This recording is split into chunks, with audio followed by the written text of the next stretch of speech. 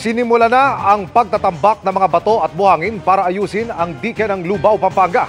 Nasira yan sa kasagsagan ng bagyo at habagat. Nakatutok si JP Soriano.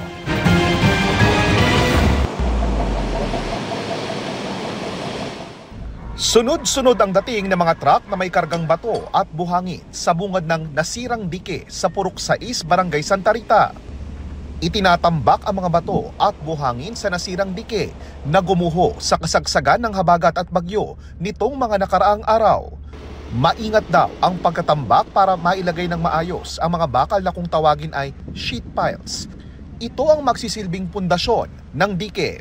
Nagtatambak sila dito sa part na na-erode para pag nakapagtambak sila, maibababa nila yung equipment, yung backhoe, para at least po makapag-umpisa sila na makapagbaon. Martes nang unti-unting gumuho ang dike sa lakas ng ragasan ng tubig dahil nasira rin ang dike sa katabing bayan na Florida Blanca. Nakabantay ngayon ang otoridad sa tindahan na ito na ilang pulgada na lang ay tila babagsak na tatangayin ng ilog. Temporary solution lang daw ang pagtatambak at pagbabaon ng sheet piles dahil ang pinakakailangan matibay na retaining wall sa tapat ng dike. Buong maghapon na pong maganda yung panahon dito sa Lubao, Pampanga, pero makikita nyo po sa isang bahagi ng Purok 6 sa Barangay San Nicolas dito sa Lubao, baha pa rin.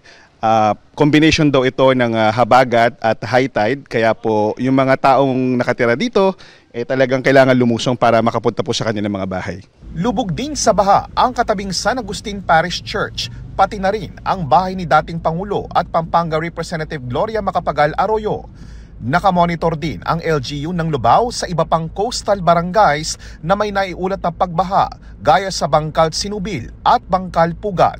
Mula sa Pampanga at para sa GMA Integrated News, JP Soriano, nakatutok 24 oras.